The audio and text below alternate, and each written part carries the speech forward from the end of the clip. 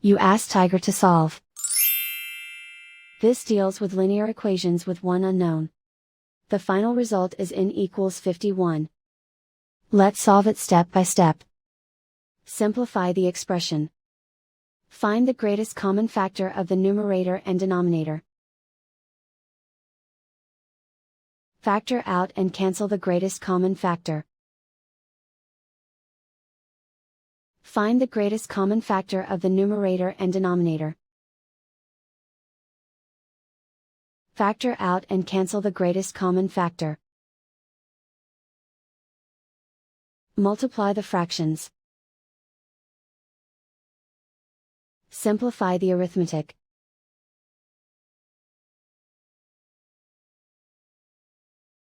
Swap sides. And so the final result is n equals 51.